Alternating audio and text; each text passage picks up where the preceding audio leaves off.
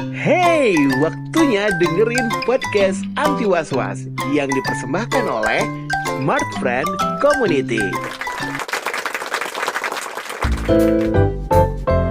Bismillahirrahmanirrahim. Assalamualaikum warahmatullahi wabarakatuh. Selamat gini.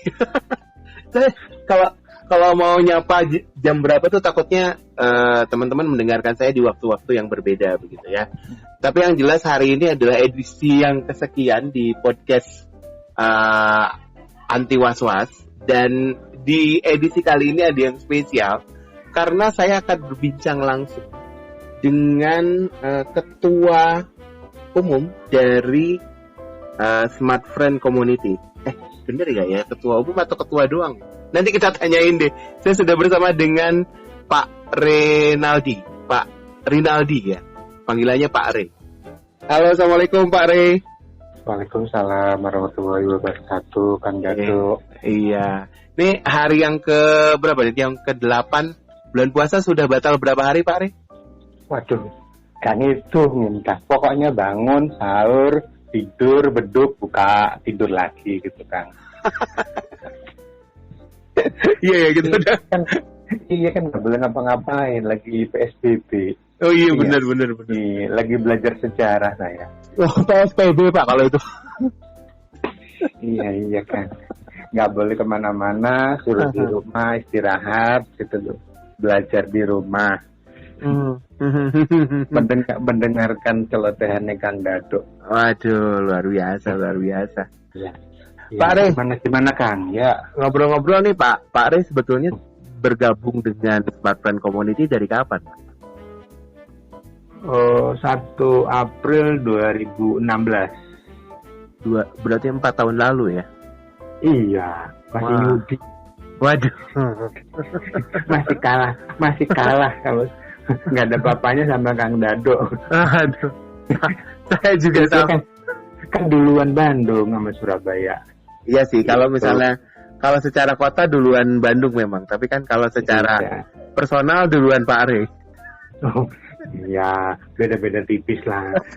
1 kilo 2 kilo malah sekarang. Siap. Pak Re, apa sih yang membuat Pak Re kemudian di tengah kesibukan yang lain mau bergabung dengan Smart Friend Community? Pertama temennya asik-asik, terus banyak hal-hal baru yang saya dapat selama bergabung.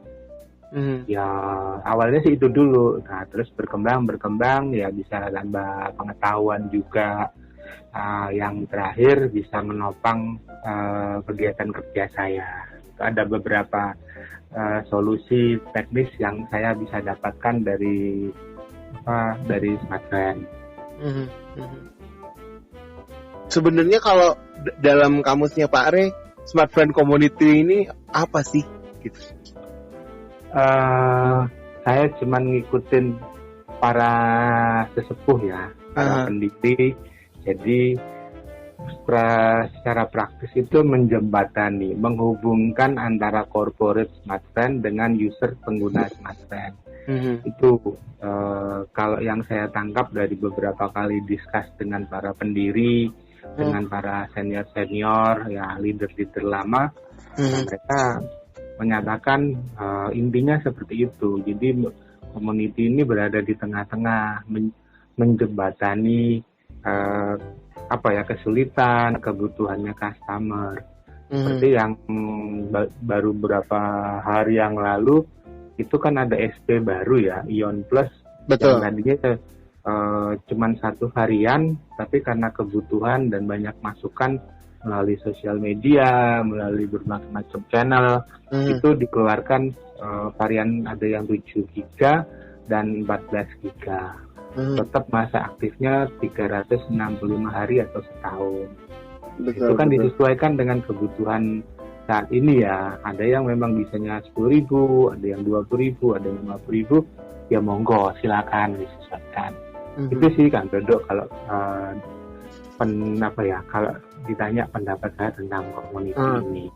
Sampai hari ini perkembangannya seperti apa Pak? Sudah berapa regional, kemudian dan ya perkembangan apa kemudian yang jadi tujuannya sudah tercapai atau belum, itu seperti apa? Waduh, kalau ditanya gitu jadi merinding. Saat ini sudah ada 65 regional yang berdiri ya. Lalu sebenarnya ada 5 regional lagi yang mau di launching, tinggal menunggu kesiapan dari daerah-daerahnya. Salah satunya kayak Kabupaten Bandung, betul. Terus Kabupaten Serang, lalu ada Kabupaten Jember, Situbondo, lalu satu lagi di daerah Sumatera yang ini masih tarik ulur. Jadi kalau ditanya resminya baru 65. Nah, dari target insya Allah tahun ini 100. Jadi ya sebenarnya kurangnya nggak terlalu jauh ya. Cuman ya tidak seperti yang lalu-lalu ngoyo atau kejar tayang. Ini kayaknya teman-teman sudah ngerti ritmenya.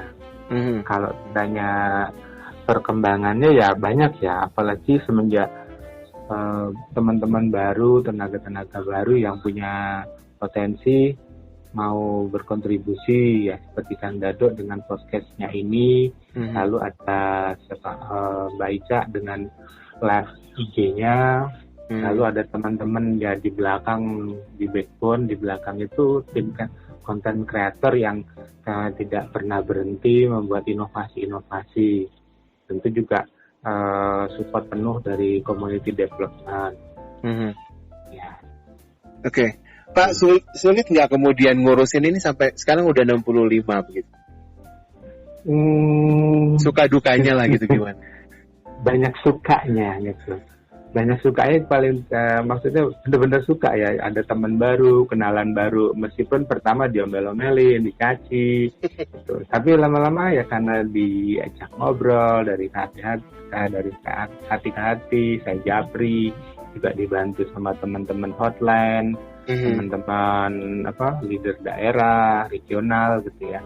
Ya yang tadinya ngegas, emosi, ya lumayan lah bisa mengerti, malah mau membantu. Jadi kalau saya bilang banyak sukanya daripada dukanya. Ya meskipun dukanya juga ada gitu, tapi ya gak apa-apa lah, cukup saya dan Tuhan saja yang tahu. Oh, luar biasa Bapak ini. Oke, Pak Rey, sekarang kita ngobrolin Pak Rey-nya.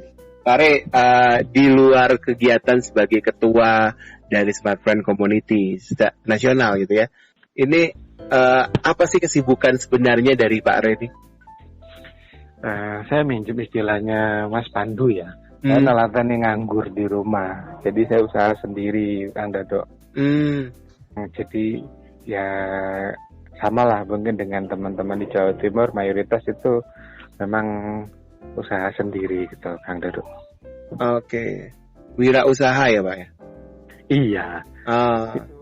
Kok nggak salah bentar lagi tuh portofolio saya juga ditayangkan, sudah ditodong ya, jadi dipaksa harus bikin portofolio yang sebenarnya saya nggak mau. Karena iya, kalau ngelihat portofolionya teman-teman itu waduh pada bagus-bagus, saya nggak bisa bagus-bagus seperti itu. Karena memang saya orang belakang layar sebetulnya, orang teknis gitu, yang tidak pernah bisa tampil di depan.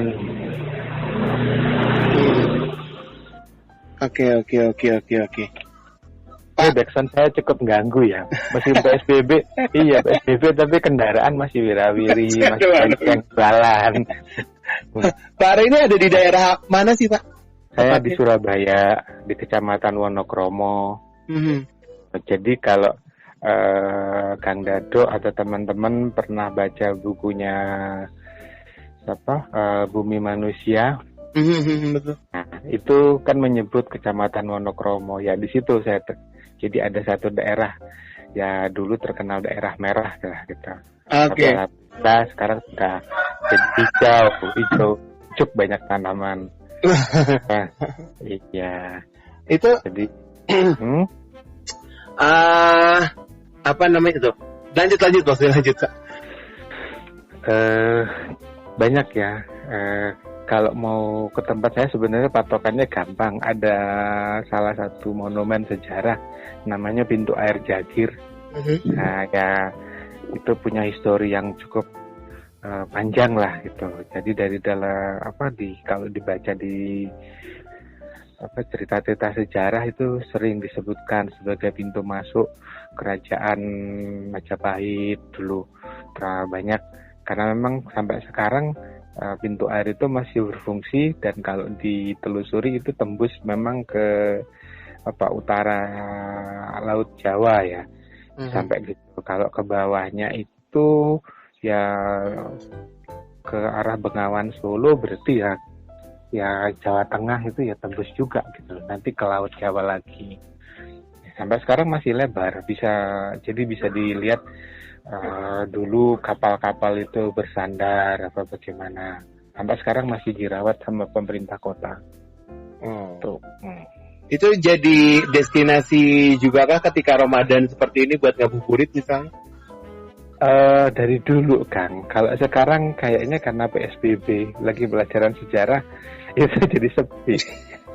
Paling ya beberapa orang yang memang hobi mancing ya masih beraktivitas gitu.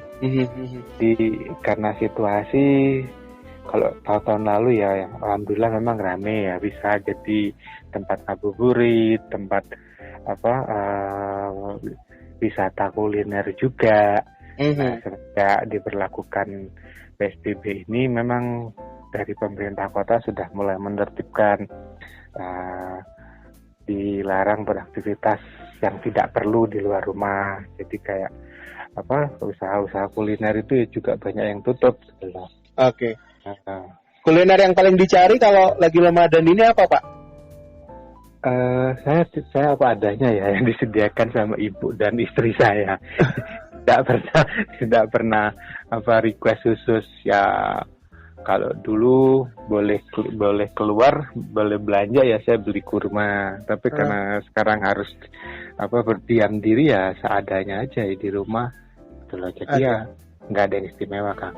Kalau maksudnya kalau misalnya secara masyarakat Surabaya gitu, ada panganan khusus nggak yang memang ini mencirikan Ramadan?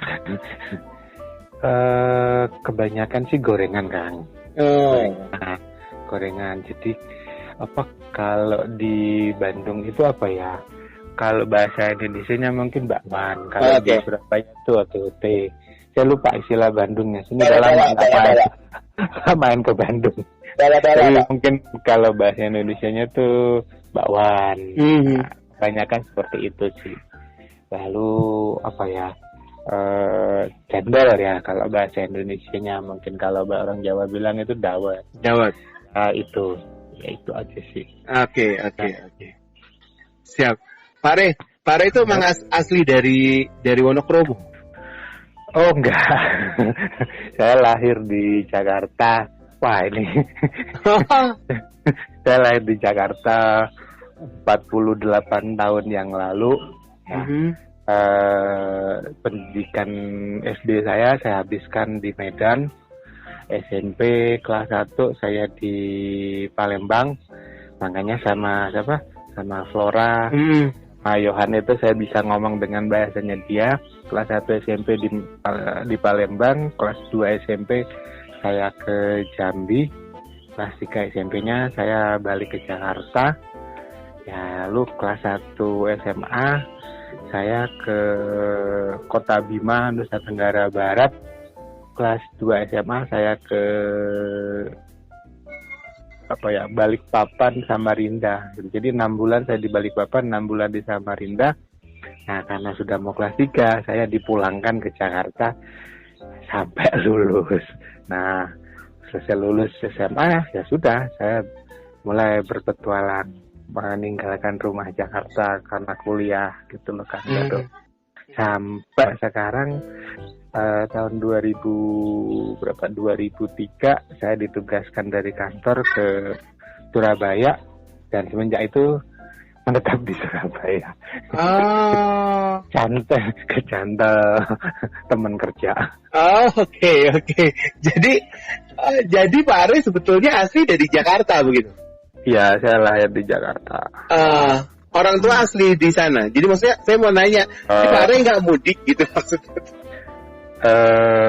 Enggak Kang, jadi saya sebenarnya kalau mudik itu tidak harus lebaran, jadi mungkin 2 bulan, 3 bulan sekali. Saya kalau ada kesempatan ya saya pulang ke rumah orang tua. Ya alhamdulillah papa mama saya masih ada di Jakarta, ya masih sehat, masih sering video callan. Ya karena kemarin Jakarta sudah duluan PSBB ya, jadi saya juga sempat curi-curi sih masuk gitu loh. Karena pekerjaan saya bisa, ya waktu Jakarta PSBB kemarin saya sempat itu juga sebentar. Teman-teman ada beberapa teman-teman tahu kok saya ke sana. Itu. Nah karena kemarin ini udah memang harus betul-betul disiplin ya. Awal April kemarin saya udah ngomong kayaknya Lebaran nggak pulang karena artinya sudah tidak memungkinkan lagi ya. Resikonya terlalu besar gitu lah. Oke. Wah luar biasa. Berarti Pak Are ngedengar tadi beberapa kota pernah jadi tempat tinggal dari Pak Are sendiri, banyak budaya yang banyak kebiasaan yang kemudian mempengaruhi juga dong ya, Pak? Ya paling tidak punya kenangan lah ya. Oh iya banyak, mantan banyak Kang. Waduh. Mantan banyak. Ya alhamdulillah sampai sekarang ada beberapa yang masih komunikasi ya. Yang sebenarnya saya juga grogi, tapi ada yang masih berteman dengan saya di sosial media. Ya sekedar berteman aja sih. Oke. Tapi Pak Are, ini dari sekian banyak kota yang dulu pernah disinggahi, yang paling berkesan Ramadan di mana, Pak? Di Bima, Nusa Tenggara Barat. Apa yang khas dari sana, yang kemudian sampai teringat? Apa ya, situasi religinya lebih terasa karena di sana itu mayoritas ya, mayoritas banget Muslim. Dan pertama kali saya mengerti lah makna pas Lebaran, ya puasa di sana itu. Jadi kalau selama ini mungkin terkenalnya sebagai daerah yang tandus gitu loh, tapi sisi religinya di sana betul-betul. Contohnya kalau udah azan ya, kalau di sini mungkin sebelum azan itu ada pemberitahuan atau apa, itu sudah toko-toko kegiatan perekonomian itu tutup. Tutup sampai selesai kegiatan sholat.